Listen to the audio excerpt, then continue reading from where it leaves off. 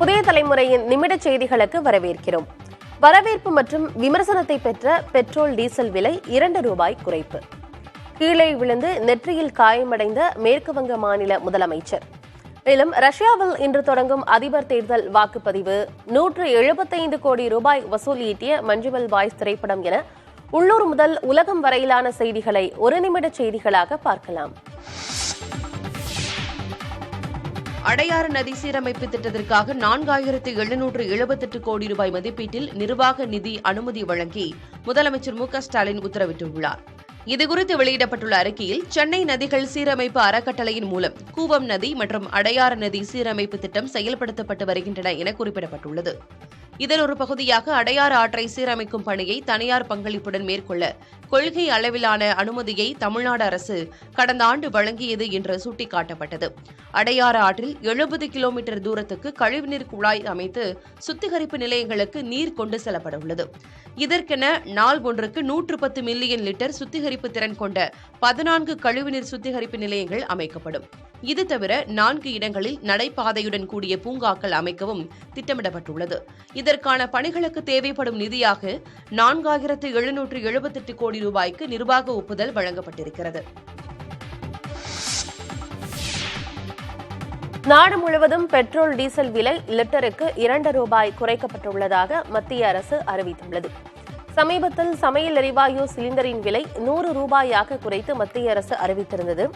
அதன் தொடர்ச்சியாக தற்போது பெட்ரோல் டீசல் விலை லிட்டருக்கு ₹2 குறைக்கப்பட்டுள்ளதாக மத்திய பெட்ரோலியத்துறை அமைச்சர் ஹர்தீப் சிங் புரி அறிவித்துள்ளார்.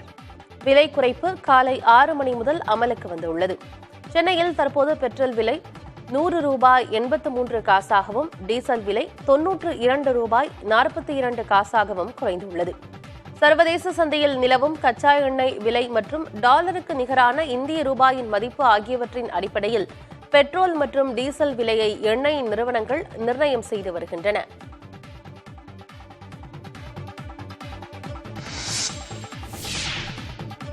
பெட்ரோலிய நிறுவனங்களுக்கான லாபத்திற்கு ஏற்றாற்போல் பெட்ரோல் டீசல் விலையை குறைக்காதது ஏன் என பிரதமருக்கு தமிழக அமைச்சர் மனோ தங்கராஜ் கேள்வி எழுப்பியுள்ளார். பால்வளத்துறை அமைச்சர் மனோ தங்கராஜ் எக்ஸ் வலைதளத்தில் பதிவு ஒன்றை இட்டுள்ளார். 2014ஆம் ஆண்டில் கச்சா எண்ணெய் விலை $109 இருந்தபோது 1 லிட்டர் பெட்ரோல் ₹72, டீசல் ₹55க்கு விற்கப்பட்டது என்றும், பாரத் பெட்ரோலிய நிறுவனம் ₹4052 கோடி நிகர லாபம் ஈட்டியது என்றும், முதலீட்டாளர்கள் ₹1425 கோடி லாப பங்கீடாக பெற்றனர் என்றும் குறிப்பிட்டுள்ளார். ஆனால் 2023ஆம் ஆண்டு கச்சா எண்ணெய் $82.5 குறைந்த நிலையில் பெட்ரோல் ₹103க்கும் டீசல் ₹95க்கும் விற்கப்பட்டதாகவும், அப்போது பாரத் பெட்ரோலிய நிறுவனம் முதலீட்டாளர்களுக்கு 350 விழுக்காடு வரை லாப பங்கீடு வழங்கியதாகவும் மனோ தங்கராஜ் கூறினார். எப்போதுமே பெட்ரோலிய நிறுவனங்கள் பெரும் லாபத்தில் இயங்கும் நிலையில் பெட்ரோல் டீசல் விலையை அதற்கேற்ப குறைக்க முடியாததற்கு காரணம் என்ன என அமைச்சர் வினவினார். பெட்ரோலில் எத்தனால் கலக்கப்படும் நிலையில் அதற்கேற்ப கூட பெட்ரோல் விலையை ஏன் குறைக்கவில்லை என மக்களுக்கு பிரதமர் மோடி விளக்க வேண்டும் என்றும் அமைச்சர் மனோ தங்கராஜ் அந்த பதிவில் தெரிவித்திருக்கிறார்.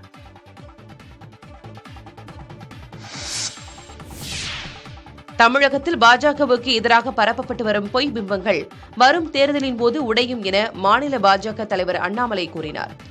சென்னையில் தமாக சார்பில் நடைபெற்ற இஃப்தார் நோன்பு திறப்பு நிகழ்ச்சியில் அவர் இவ்வாறு பேசினார். மோடி அவர்களாக இருக்கட்டும், நம்முடைய மூத்த தலைவராக இருக்கட்டும், நம்மை பொறுத்தவரை எல்லா மதத்தையும் சமமாக பார்க்கக்கூடிய கட்சி பாரதிய ஜனதா கட்சி. அப்பீஸ்மென்ட் ஃபார் நன் என்கின்ற கொள்கையை வைத்திருக்கின்றோம். அதாவது எந்த ஒரு கட்சி, எந்த ஒரு மதத்தையும் கூட அப்பீஸ் செய்துதான் இந்திய அரசியலிலே ஒரு கட்சி ஆட்சி நடத்த வேண்டும் என்பதை பாரதிய ஜனதா கட்சி இன்று முறியடித்திருக்கிறது. மத்திய உளவுத்துறையையே ஏமாற்றிய ஜாஃபர் சாதிக் திமுகவை ஏமாற்ற இயலாதா என அக்கட்சியின் அமைப்பு செயலாளர் RS பாரதி பேசியுள்ளார். பெரிய உளவுத்துறையை இவ்வளவு அதிகாரம் வைத்திருக்கிற மத்திய அரசாங்கத்தையே ஏமாற்றுகிற திறன் படைத்த ஒருவன். ஆஃப்டரால் எங்களை ஏமாத்துறதுல ஒன்றும் பெருசு இல்லை. அவ்வளோ பெரிய உளவுத்துறை அகில இந்திய அளவிலே யார் யார் வராங்க போறாங்க. சாதாரணமாக பம்பனில் பேசின அன்பரசனுடைய பேச்சை எடுத்து அடுத்த நாளே டெல்லியில் எஃப்ஐஆர் போடக்கூடிய அளவுக்கு ஒரு சக்தி இருக்கா இல்லையா? அவ்வளவு சக்தி வாய்ந்த இவரை ஏன் இத்தனை வருஷமா பிடிக்காம இருந்தாங்க? அவர்களே ஏமாந்திருக்கிற போது ஒரு சாதாரண எங்கள் மாவட்ட செயலாளர், நாங்கள் திமுகவை பொறுத்த மட்டும் மு.க. ஸ்டாலினோ உதயநிதியோ இளைஞர் அணிக்கோ மற்ற அணிக்கோ சேர்ப்பதில்லை. நாங்கள் மாவட்ட செயலாளரும் அங்கே இருக்கிறவர்கள் கொடுக்குற பரிந்துரை தான். அப்படி கொடுக்கிற போது அவருடைய ஒரு சின்ன பதவி தான், அது ஒன்றும் மாவட்ட அமைப்பாளர் பதவி கூட கொடுக்குது. ஒரு துணை அமைப்பாளர் 10ஓடு 11 அவர் பேரை கொடுத்துருக்கிறார். அவரும் ஏமாற்றப்பட்டிருக்கார். ஏற்கனவே சொன்னது போல அரசாங்கத்தை ஏமாற்றியது போல அவரையும் ஏமாற்றியிருக்கிறார்கள். அதனால் ஏற்பட்டது தான். காலியாக உள்ள 2 தேர்தல் ஆணையர் பணியிடங்களுக்கு ஞானேஷ்குமார் மற்றும் சுக்பீர் சிங் சந்து ஆகிய 2 ஓய்வு பெற்ற IAS அதிகாரிகள் நியமிக்கப்பட்டுள்ளனர். இந்திய தலைமை தேர்தல் ஆணையத்தின் ஆணையர் அனூப் சந்திர பாண்டே பணி ஓய்வு பெற்ற நிலையில் மற்றொரு ஆணையர் அருண் கோயல் திடீரென தனது பதவியிலிருந்து விலகினார். இதனால் 2 ஆணையர்கள் பணியிடங்களும் காலியாக இருந்தன. 2 தேர்தல் ஆணையர்களின் பணியிடங்களை நிரப்ப பிரதமரின் அதிகாரப்பூர்வ அரசு இல்லமான லோக் கல்யாண் மார்க்கில் தேர்தல் ஆணையர் தேர்வுக்குழு ஆலோசனைக் கூட்டம் நடைபெற்றது. இதில் பிரதமர், மத்திய உள்துறை அமைச்சர் அமித் ஷா, மக்களவை எதிர்க்கட்சிக் குழு தலைவர் ஆதிர் ரஞ்சன் சௌத்ரி ஆகியோர் பங்கேற்றனர். 212 அதிகாரிகளுடைய பட்டியலில் இறுதி செய்யப்பட்ட சில பெயர்கள் மட்டும் இந்த கூட்டத்தில் ஆலோசிக்கப்பட்டதாக தெரிகிறது. இதில் ஞானேஷ்குமார் மற்றும் சுக்பீர் சிங் சந்து ஆகியோர் தேர்தல் ஆணையர்களாக தேர்வு செய்யப்பட்டனர்.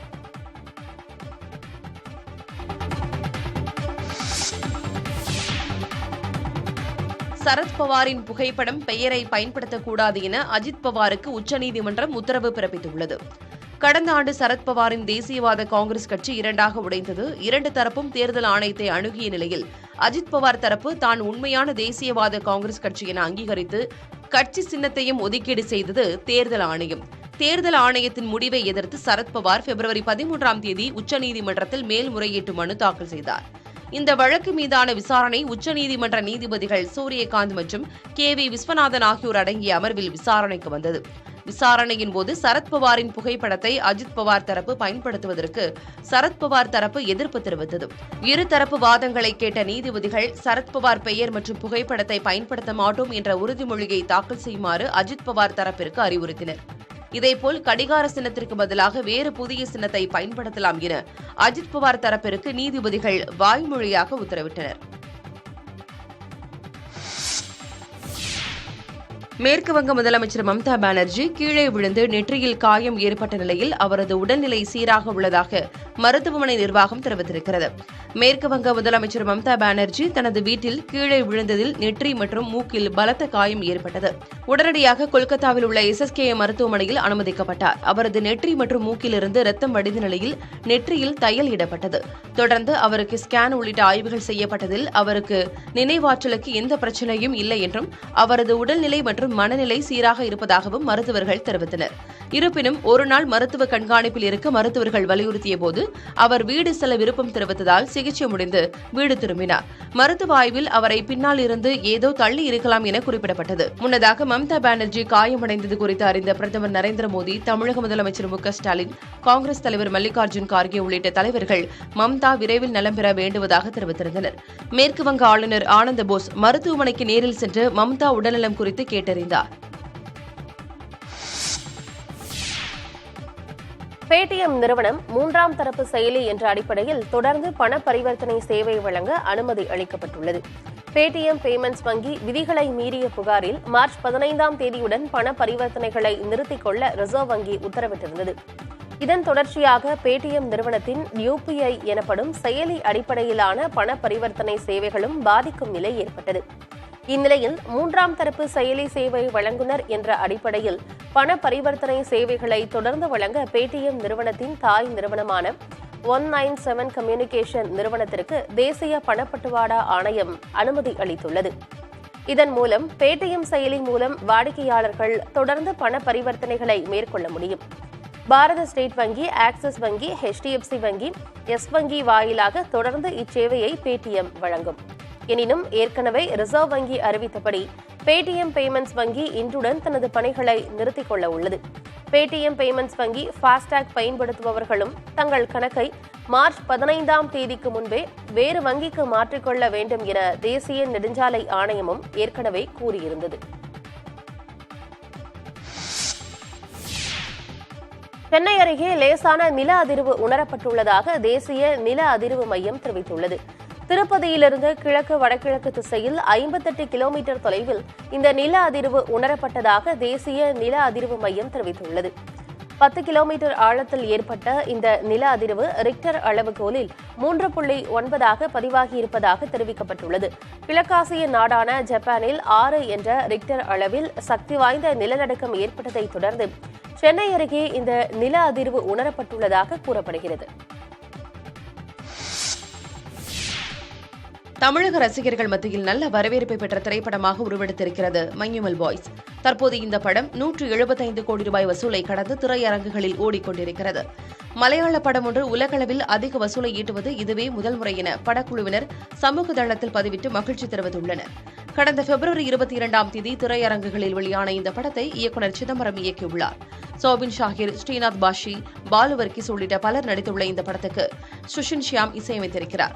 கமல்ஹாசனின் குணா படத்தின் குகையில் நடக்கும் கதையும் ஆங்காங்கே வரும் இளையராஜாவின் இசையும் தமிழ் ரசிகர்களை வெகுவாக கவர்ந்திருக்கிறது. தஞ்சை பெரிய கோயிலில் மகா சிவராத்திரியை ஒட்டி நடைபெற்று வந்த நாட்டியாஞ்சலி விழா நிறைவு பெற்றது. இறுதி நாளான நேற்று மைசூர், பெங்களூர், மும்பை, திருவாரூர், தஞ்சாவூரைச் சேர்ந்த குழுவினரின் நிகழ்ச்சிகள் நடத்தப்பட்டன.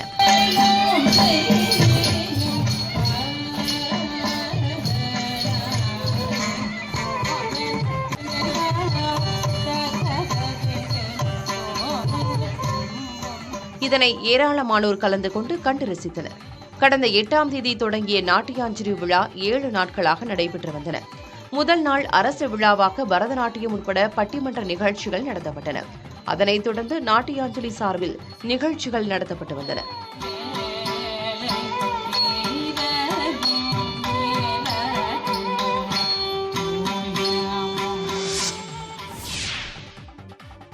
சென்னை மாநகர போக்குவரத்து கழகம் சார்பில் பயணிகள் வசதிக்காக புதிய வழித்தடங்களில் பேருந்துகள் இயக்கப்படுகின்றன. சென்னை மற்றும் புறநகர் பகுதிகளில் நாள் ஒன்றுக்கு 3000 பேருந்துகள் இயக்கப்படுகின்றன. இந்த பேருந்து சேவைகளை நாள்தோறும் 32 லட்சம் பயணிகள் வரை பயன்படுத்துகின்றனர். இதில் பயணிகளிடமிருந்து வரும் புகார்கள், சேவை குறைபாடு உள்ளிட்டவை குறித்து அதிகாரிகள் அவ்வப்போது ஆய்வு செய்து வருகின்றனர். இந்நிலையில் பயணிகளின் சேவையை மேலும் எளிதாக்கும் வகையில் புதிய வழித்தடத்தில் பேருந்துகள் இயக்கப்படுகின்றன. தாம்பரம் முதல் ஸ்ரீபெரும்புதூர் வரை பேருந்து சேவை தொடங்கப்பட்டிருக்கிறது. இதன் மூலம் புறநகர் பகுதி மக்கள் 3000 நபர்கள் வரை பயன்பெறுவார்கள் என எதிர்பார்க்கப்படுகிறது. இதேபோல் கொரோனா காலத்தில் சிற்றுந்து பேருந்துகள் சென்ற வழித்தடத்தில் ரத்து செய்யப்பட்ட பேருந்து சேவை மீண்டும் ஆவடி முதல் அம்பத்தூர் வரை தொடங்கப்பட்டுள்ளது. தியாகராய நகர் முதல் மதுரப்பாக்கம் வரையும், சைதாப்பேட்டை முதல் கோவளம் வரையும் பேருந்து சேவைகள் தொடங்கப்பட்டுள்ளன. திருச்சி பாரதிதாசன் பல்கலைக்கழகத்தில் தொடரும் குளறுபடிகள் குறித்து விசாரிக்க வேண்டும் என பல்கலைக்கழக ஆசிரியர்கள் சங்கத்தினர் வலியுறுத்தியுள்ளனர். திருச்சி பாரதிதாசன் பல்கலைக்கழகம் மற்றும் அதன் கீழ் இயங்கும் கல்லூரிகளில் முனைவர் பட்டப்படிப்பை மேற்கொள்வதற்கான நுழைவுத் தேர்வு ஆன்லைன் வாயிலாக நடைபெற்றது. எனினும் சர்வர் மற்றும் தொழில்நுட்ப கோளாறு காரணமாக பெரும்பாலான மாணவர்களால் நுழைவுத் தேர்வை எழுத முடியாத நிலை ஏற்பட்டது. இது தொடர்பாக புதிய தலைமுறையில் செய்தி வெளியானதை தொடர்ந்து தேர்வு எழுத முடியாதவர்கள் எந்தவொரு கட்டணமும் இன்றி மீண்டும் தேர்வு எழுத நடவடிக்கை எடுக்கப்படும் என்று உறுதியளிக்கப்பட்டது. உடனடியாக பாரதிதாசன் பல்கலைக்கழகம் அவர்களுடைய பேப்பரை திருப்பி பரிசீலனை செய்யணும் அப்படின்றது தான். இன்னொன்று, இதற்கான ரீவேல்யூவேஷனுக்கான பணம் மாணவர்கள் பணம் கட்டியிருக்காங்க. ஏதாவது ஒரு வகையில் அதை திருப்பி சரி பண்ணணுன்றது இது பல்கலைக்கழகத்தின் மீது, பாரதிதாசன் பல்கலைக்கழகத்தின் மீது இருக்கக்கூடிய தவறே தவிர மாணவர்கள் மீது தவறு கிடையாது. அதனால மாணவர்கள் கட்டிய அந்த ரீவேல்யூவேஷனுக்கான தொகையை மாணவர்களிடம் பல்கலைக்கழக நிர்வாகம் கொடுக்கணும், இல்லைனா மாணவர் சங்கம் போராடும்.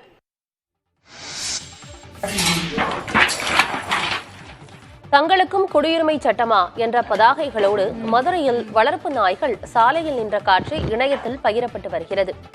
திருப்பரங்குன்றம் பகுதியைச் சேர்ந்த மோகன்தாஸ் தனது வீட்டில் ராட்வீலர் மற்றும் நாட்டு நாய் வகைகளை வளர்த்து வருகிறார். இந்தியாவில் வெளிநாட்டு நாய்களான ராட்வீலர் உள்ளிட்ட நாய் வகைகளுக்கு தடை என்ற செய்தி பரவிய நிலையில் மோகன்தாஸ் தனது செல்ல பிராணிகள் கழுத்தில் மோடிஜி வாட் இஸ் திஸ் என்ற தலைப்பிலான பதாகைகளை மாட்டிவிட்டார். அதில் எங்களுக்கும் CAA சட்டமா, தயவு செய்து நிறுத்துங்கள், தடை செய்யாதீர் என எழுதப்பட்டிருந்தது. இது தொடர்பான காணொலியை அவர் இணையத்தில் வெளியிட்ட நிலையில் பல்வேறு தரப்பினரின் கவனத்தையும் ஈர்த்துள்ளது.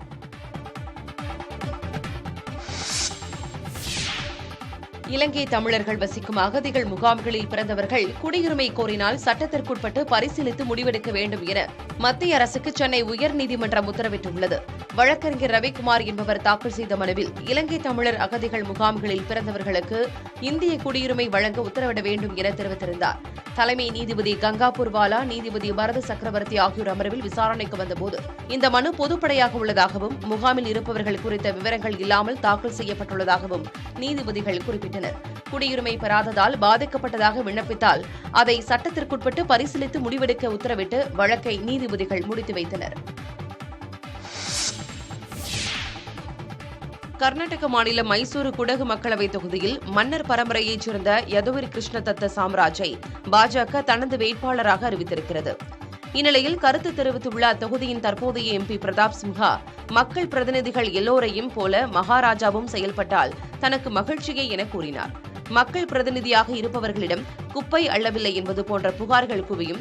தலைவர்களை வரவேற்க விமான நிலையத்தில் கொளுத்தும் வெயிலில் நிற்க வேண்டியிருக்கும்.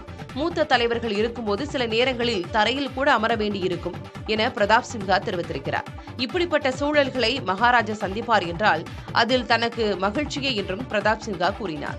சில மாதங்களுக்கு முன் நாடாளுமன்றத்திற்குள் சிலர் அத்துமீறி நுழைந்த விவகாரம் நாடு முழுவதும் பெரும் பரபரப்பை ஏற்படுத்திய நிலையில் அத்துமீறிய நபர்களை உள்ளே அனுப்ப பரிந்துரை சீட்டு அளித்ததாக எம்பி பிரதாப் சிம்ஹா மீது குற்றச்சாட்டு எழுந்திருந்தது. இந்நிலையில் அவருக்கு மைசூர் தொகுதியில் வாய்ப்பு வழங்கப்படவில்லை. கேரளாவின் வயநாட்டில் 3 நபர்களை கொன்று வலம் வந்த 7 வயது பெண் புலி வனத்துறையினரின் கூண்டில் சிக்கியது. மீனங்காடி குடியிருப்பு பகுதி மக்களை அச்சுறுத்தி வந்த புலி தற்போது சிக்கியுள்ளதால் மக்கள் நிம்மதியடைந்தனர். பிடிப்பட்ட புலியை மருத்துவ பரிசோதனைக்கு பிறகு வனத்தில் விடுவதா அல்லது வன காப்பகத்தில் விடுவதா என முடிவு எடுக்கப்படும் என வனத்துறையினர் தெரிவித்துள்ளனர். மீனங்காடி பகுதியில் கடந்த சில நாட்களாக வலம் வந்து மக்களை அச்சுறுத்தி வந்த புலி 3 நபர்களை தாக்கிக் கொண்டது.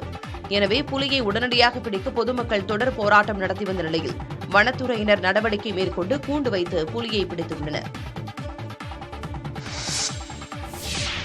துருக்கியில் சிறிய ரக விமானம் கீழே விழுந்து நொறுங்கியதில் ஒருவர் உயிரிழந்தார். கோன்யா மாகாணத்தில் சிறிய ரக விமானம் ஒன்று பயிற்சியில் ஈடுபட்டுக் கொண்டிருந்தது.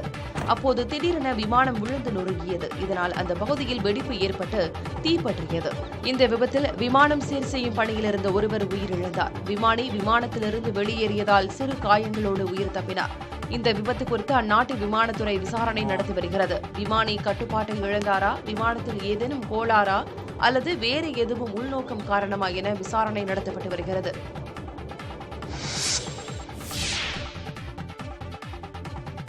ரஞ்சி கோப்பை கிரிக்கெட் வரலாற்றில் 42வது முறையாக சாம்பியன் பட்டம் வென்று மும்பை அணி அசத்தியுள்ளது. கூடுதலாக 5 கோடி ரூபாய் பரிசுத் தொகையை அறிவித்தது மும்பை கிரிக்கெட் சங்கம். வான்கடை மைதானத்தில் நடைபெற்ற இறுதிப் போட்டியின் முதல் இன்னிங்ஸில் 224 ரன்கள் எடுத்த மும்பை விதர்பா அணியை 105 ரன்களில் சுருட்டியது. இரண்டாவது இன்னிங்ஸில் 119 ரன்கள் முன்னிலையுடன் இருந்த மும்பை 418 ரன்கள் குவித்தது. இதன் மூலம் விதர்பா அணிக்கு 538 ரன்கள் இலக்காக நிர்ணயிக்கப்பட்டது. இமாலய இலக்கை நோக்கி விதர்பா அணி களமிறங்கிய நிலையில் 4ஆம் நாள் ஆட்ட நேர முடிவில் 5 விக்கெட்டுகள் இழப்பிற்கு 248 ரன்கள் சேர்த்திருந்தது. தொடர்ந்து 5ஆம் நாள் ஆட்டத்தை தொடங்கிய விதர்பா அணியில் அக்ஷய் வாட்கர் 102 ரன்னிலும் ஹர்ஷ் துபே 65 ரன்னிலும் ஆட்டமிழந்தனர். மற்ற வீரர்கள் சொற்ப ரன்களில் விக்கெட்டுகளை பறிகொடுத்தனர். ஆனால் விதர்பா அணி இரண்டாவது இன்னிங்ஸில் 368 ரன்களில் ஆட்டமிழந்து 169 ரன்கள் வித்தியாசத்தில் மும்பை அணியிடம் வீழ்ந்தது. இதன் மூலம் ரஞ்சி கோப்பை கிரிக்கெட் வரலாற்றில் மும்பை அணி 42வது முறையாக மகுடம் சூடியது.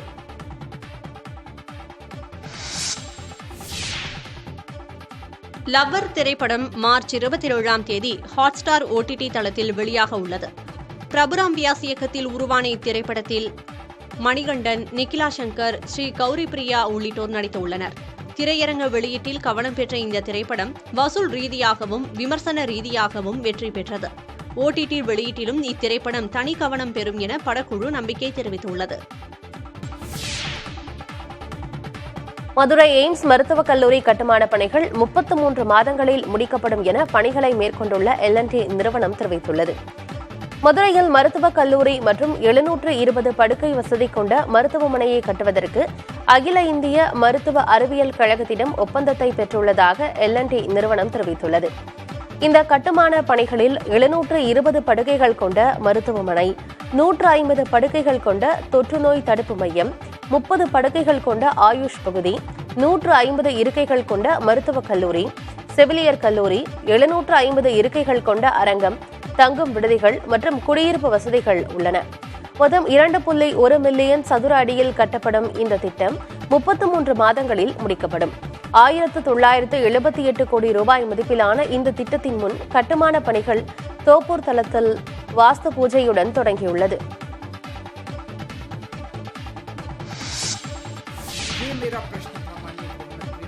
பாகிஸ்தானியர்கள் முழு பாதுகாப்புடனும் காவல்துறை மரியாதையுடனும் தம் இல்லத்தின் முன் போராட அனுமதிக்கப்படுவதாக குற்றம் சாட்டியுள்ள டெல்லி முதலமைச்சர் அரவிந்த் கெஜ்ரிவால், அதே நேரம் நம் நாட்டின் விவசாயிகள் டெல்லிக்கு வரக்கூட அனுமதிக்கப்படவில்லை என குற்றம் சாட்டியுள்ளார். குடியுரிமை திருத்தச் சட்டம் குறித்து டெல்லி முதல்வர் அரவிந்த் கெஜ்ரிவாலின் கருத்துக்கு எதிர்ப்பு தெரிவித்து முதலமைச்சரின் இல்லத்திற்கு வெளியே திரண்ட பாகிஸ்தான் அகதிகள் போராட்டத்தில் ஈடுபட்டனர். இதுகுறித்து கருத்து தெரிவித்த அரவிந்த் கெஜ்ரிவால், பாகிஸ்தானியர்கள் டெல்லியில் போராட்டம் நடத்த அனுமதிக்கப்படும் போது இந்திய விவசாயிகள் மீது கண்ணீர் குண்டுகள் வீசப்படுவதாக கூறினார். குடியுரிமை திருத்தச் சட்டம் குறித்து நேற்று கருத்து தெரிவித்திருந்த அரவிந்த் கெஜ்ரிவால், இது பொருளாதார சிக்கல்களிலிருந்து கவனத்தை திசை திருப்பும் முயற்சி என கூறினார். குடியுரிமை திருத்தச் சட்டத்தால் இந்தியாவிற்குள் நுழையும் 3 கோடி பேருக்கு வேலை வாய்ப்பு அளிக்கப் போவது யார் என அவர் கேள்வி எழுப்பியிருந்தார்.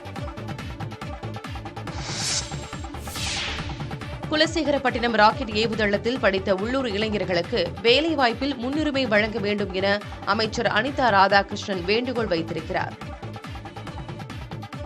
கடுமையான வேலைகளை செய்வதற்கு தகுதியுள்ள கடற்கரை பகுதியில் இருக்கின்ற மீனவர்கள் படித்தவர்களும் நிறைய பேர் இருக்காங்க, அவங்களுக்கும் அங்கே வேலை கொடுக்கணும். அதுபோல எங்களுடைய மாவட்டத்தில் இருக்கின்ற, அதுவும் எங்களுடைய திருச்செந்தூர் தொகுதியில் இருக்கின்றவர்களும் நிறைய படித்த இளைஞர்கள் இருக்கின்றார்கள். அதாவது ITI படித்தவங்க, அதுபோக பல்வேறு வகையில் படித்த இளைஞர்கள் இருக்கின்றார்கள். அவர்களுக்கும் வேலை வழங்க வேண்டும் என்ற கோரிக்கையை நாங்கள் வைக்க கடமைப்பட்டிருக்கிறோம். தமிழ் மாநில காங்கிரஸ் கட்சி சார்பில் நடைபெற்ற இஃப்தார் நோன்பு திறப்பு நிகழ்ச்சியில் பாஜக கூட்டணியைச் சேர்ந்த அனைத்து தலைவர்களும் ஒரே மேடையில் பங்கேற்றனர். சென்னை எழும்பூரில் தமிழ் மாநில காங்கிரஸ் கட்சி சார்பில் ரமலான் நோன்பு திறக்கும் நிகழ்ச்சி நடைபெற்றது. தமிழ் மாநில காங்கிரஸ் தலைவர் GK வாசன் தலைமையில் நடைபெற்ற இந்த விழாவில் தமிழக பாஜக தலைவர் அண்ணாமலை, முன்னாள் முதலமைச்சர் O பன்னீர்செல்வம், அமமுக பொதுச் செயலாளர் TTV தினகரன், இந்திய ஜனநாயக கட்சி தலைவர் ரவி பச்சமுத்து, புதிய நீதி கட்சியின் AC சண்முகம் உள்ளிட்டோர் பங்கேற்றனர். மக்களவைத் தேர்தல் நெருங்கி வரும் நிலையில் பாஜக கூட்டணியில் உள்ள தலைவர்கள் அனைவரும் ஒருங்கே மேடை ஏறியது கவனத்தை ஈர்ப்பதாக அமைந்தது.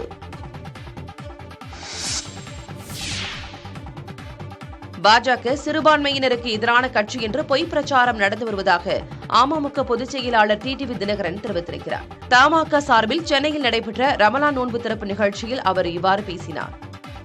இன்றைக்கு பாரதிய ஜனதா கட்சி என்றாலே அது ஏதோ சிறுபான்மை மக்களுக்கு எதிரான கட்சி என்கின்ற பொய் பிரச்சாரம் தமிழ்நாட்டிலே சிறுபான்மை மக்களை வைத்து அரசியல் செய்பவர்கள், அவர்களின் வாக்கு வங்கியை குறிவைத்து அரசியல் செய்பவர்கள் செய்கின்ற பொய் பிரச்சாரம், கோயபல்ஸ் பொய் பிரச்சாரம் சில தேர்தல்களிலே அது வெற்றி பெற்ற காரணத்தினால் தமிழ்நாடு இந்தியாவிலே சிறந்த மாநிலமாக உருவாவதிலே சிக்கலை ஏற்படுத்தி தருகிறார்கள். நெல்லை மாநகராட்சியில் 50 ஆண்டுகளுக்கு மேலாக வசித்து வரும் தங்களுக்கு குடியிருப்புகளுக்கான பட்டா வழங்க வலியுறுத்தி பொதுமக்கள் தர்ணா போராட்டத்தில் ஈடுபட்டனர். பேட்டை பகுதியில் 18வது வார்டுக்குட்பட்ட MGR நகர் பகுதியில் சுமார் 200 வீடுகள் உள்ளன. புன்னை வெங்கப்பன் குளம் பகுதியில் இந்த குடியிருப்புகள் அமைந்திருப்பதால் குளத்தில் உள்ள குடியிருப்புகளை அகற்ற நீதிமன்றம் உத்தரவிட்டது. நீதிமன்றம் உத்தரவிட்டும் 2 ஆண்டுகளுக்கு மேலாக குடியிருப்புகள் அகற்றப்படாமல் இருந்து வருகின்றன. இந்நிலையில் நீர்வழி புறம்போக்கு நிலங்களில் குடியிருப்பவர்களுக்கு பட்டா வழங்கப்பட்டிருப்பதால் அதை ரத்து செய்து இடங்களை காலி செய்ய வேண்டும் என நீதிமன்றம் உத்தரவிட்டுள்ளது. இதனால் கவலையடைந்துள்ள அந்த பகுதி மக்கள் தங்கள் வீடுகளுக்கு வெளியே கருப்பு கொடி ஏற்றி வைத்தும் கருப்பு பேட்ஜ் அணிந்தும் போராட்டத்தில் ஈடுபட்டனர். தங்கள் குடியிருப்புகளுக்கு பட்டா வழங்க வலியுறுத்தி தர்ணா போராட்டத்தில் ஈடுபட்ட அவர்கள் இந்த பகுதியை விட்டு தங்களால் வெளியேற முடியாது என திட்டவட்டமாக தெரிவித்துள்ளனர். திருப்பத்தூர் மாவட்டம் ஆலங்காயம் அருகே கோயிலில் அமர்ந்திருந்த பட்டியலின ஊராட்சி மன்ற தலைவர் மற்றும் அவரது உறவினர்களை மாற்று சமூகத்தினர் வெளியேற்றியதாக காவல்துறையில் புகார் அளிக்கப்பட்டுள்ளது. ஆலங்காயம் அடுத்த பீமக்குளம் ஊராட்சி மன்ற தலைவராக உள்ளவர் கிருஷ்ணமூர்த்தி. இவர் தனது உறவினர்களுடன் ஆலங்காயம் பகுதியில் அறநிலையத்துறை கட்டுப்பாட்டில் உள்ள ஸ்ரீ பராசக்தி அம்மன் கோவிலில் சாமி தரிசனம் செய்துவிட்டு கோயில் வளாகத்தில் அமர்ந்திருந்துள்ளார். அப்பொழுது கோவிலுக்கு வந்த மாற்று சமூகத்தினர் சிலர் தாங்கள் கோயில் நிர்வாகியாக உள்ளதாக கூறி கிருஷ்ணமூர்த்தி மற்றும் அவரது உறவினர்களை சாதி பெயரை குறிப்பிட்டு கோயிலை விட்டு வெளியே அனுப்பியதாக கூறப்படுகிறது. இச்சம்பவம் குறித்து கிருஷ்ணமூர்த்தி மற்றும் அவரது உறவினர்கள் ஆலங்காயம் காவல் நிலையத்தில் புகார் அளித்தனர். அப்போது காவல் நிலையத்திலேயே கிருஷ்ணமூர்த்தியின் உறவினர்களுக்கும் மாற்று சமூகத்தினருக்கும் இடையே வாக்குவாதம் ஏற்பட்டது. இதனால் காவல் நிலையத்தில் சிறிது நேரம் பரபரப்பு ஏற்பட்டது. தஞ்சை மாவட்டம் கும்பகோணத்தில் அரசு கொறடா மற்றும் எம்பிக்களை நிகழ்ச்சிக்கு அழைத்து காக்க வைத்த பிறகு நிகழ்ச்சி ஒத்திவைக்கப்பட்டுள்ளதாக கூறி ONGC அதிகாரிகள் திருப்பி அனுப்பியதால் பரபரப்பு ஏற்பட்டது.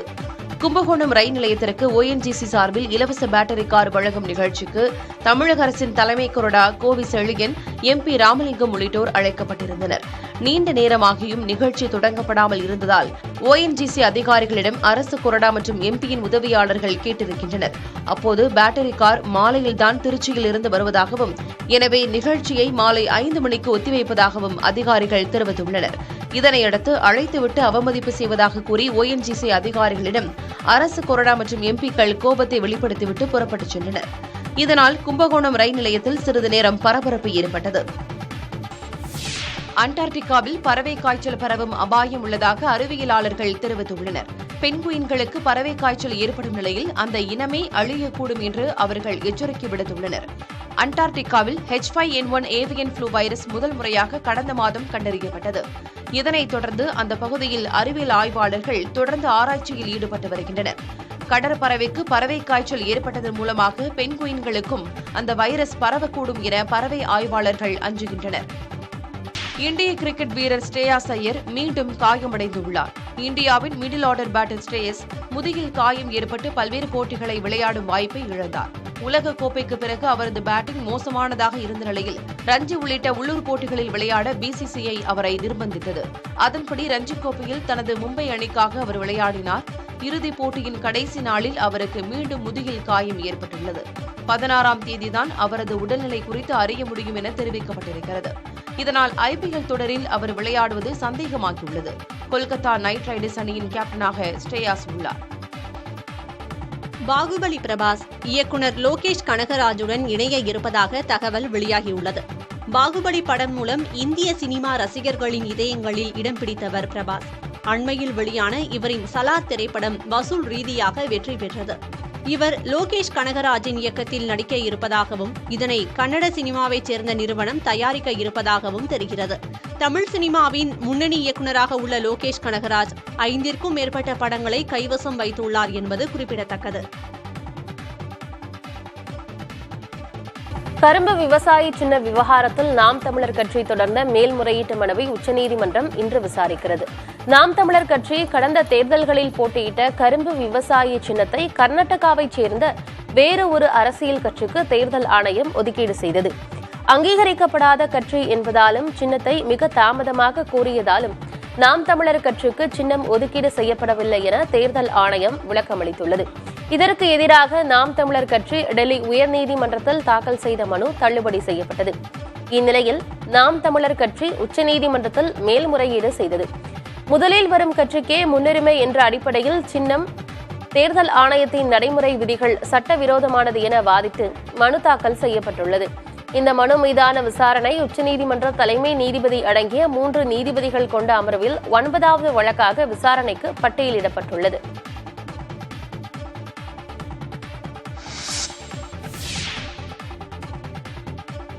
தமிழ்நாட்டின் பொருளாதாரம் குறிப்பிட்ட துறை சார்ந்து இல்லாமல் அனைத்து துறைகளையும் ஒருங்கிணைத்திருப்பதாக நிதித்துறை செயலாளர் உதயச்சந்திரன் கூறியுள்ளார். இந்திய தொழில் நிறுவனங்களின் கூட்டமைப்பின் கூட்டம் சென்னை கிண்டியில் உள்ள நட்சத்திர விடுதியில் நடைபெற்றது. இதில் தமிழ்நாடு மாநிலத்தின் எதிர்காலம் என்ற தலைப்பில் நடைபெற்ற அமர்வில் சென்னை IIT-யின் அறிக்கையை நிதித்துறை செயலர் உதயச்சந்திரன் வெளியிட்டார். இந்த நிகழ்ச்சியில் பேசிய சென்னை IIT இயக்குநர் காமகோட்டி, நான் முதல்வன் திட்டத்தை செயல்படுத்துவதில் IIT மிக முக்கிய பங்கு வகிப்பதாக கூறினார்.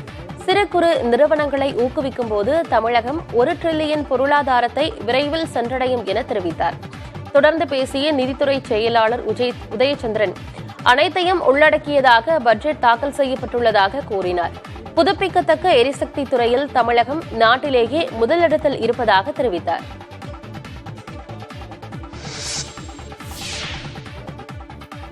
தூத்துக்குடி மாவட்டம் பசுவந்தனை அருகே மதிய உணவு தரமற்று இருப்பதாக கூறி அரசு பள்ளி மாணவர்கள் வகுப்புகளை புறக்கணித்து தர்ணா போராட்டத்தில் ஈடுபட்டனர். கீழமங்கலம் கிராமத்தில் ஊராட்சி ஒன்றிய நடுநிலைப் பள்ளியில் 61 பள்ளி மாணவ மாணவிகள் பயின்று வருகின்றனர். பள்ளியில் வழங்கப்படும் உணவு தரமில்லாமல் இருப்பதாகவும் அதை குறித்து கேட்டால் சமையல் உதவியாளர் ராணி தரக்குறைவாக பேசுவதாகவும் மாணவர்கள் குற்றம் சாட்டுகின்றனர். சமையல் உதவியாளர் மீது நடவடிக்கை எடுக்க வேண்டும் எனவும் தரமான உணவு வழங்க வேண்டும் எனவும் வலியுறுத்தி மாணவ மாணவியர் பள்ளி வளாகம் முன்பு தர்ணா போராட்டத்தில் ஈடுபட்டனர். போராட்டத்தில் ஈடுபட்ட மாணவர்கள் மற்றும் அவர்களது பெற்றோர்களிடம் வட்டார கல்வி அலுவலர், காவல்துறையினர் மற்றும் பள்ளி ஆசிரியர்கள் பேச்சுவார்த்தையில் ஈடுபட்டனர். பேச்சுவார்த்தையின் போது மாணவர்கள் போராட்டத்தை கைவிடவில்லை என்றால் ஆசிரியர்களை மாற்றிவிடுவோம் என்று கல்வித்துறை அதிகாரிகள் கூறியதால் போராட்டத்தில் ஈடுபட்ட மாணவ மாணவிகள் கண்ணீர் விட்டு அள்ளத் தொடங்கினர். பின்னர் அதிகாரிகள் பேச்சுவார்த்தை நடத்தி இனிமேல் தரமான உணவு வழங்க நடவடிக்கை எடுக்கப்படும் என்றும் அவதூறாக பேசிய ஊழியர் மீதும் நடவடிக்கை எடுக்கப்படும் என்று உறுதி அளித்ததை தொடர்ந்து மாணவ மாணவிகள் போராட்டத்தை கைவிட்டு வகுப்புகளுக்கு சென்றனர்.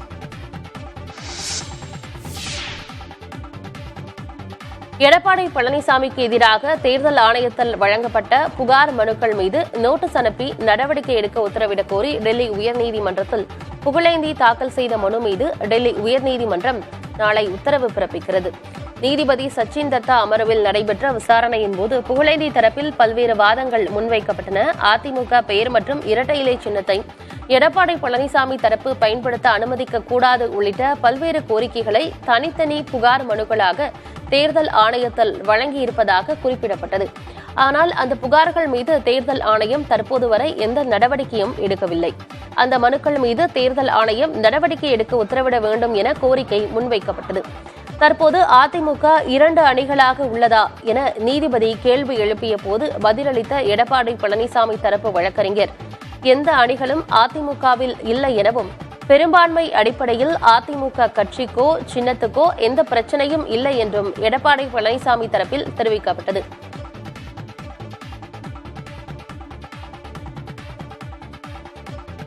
தொடர்வது புதிய விடியல். அண்மைச் செய்திகளுக்கு இணைந்திருங்கள் புதிய தலைமுறையோடு.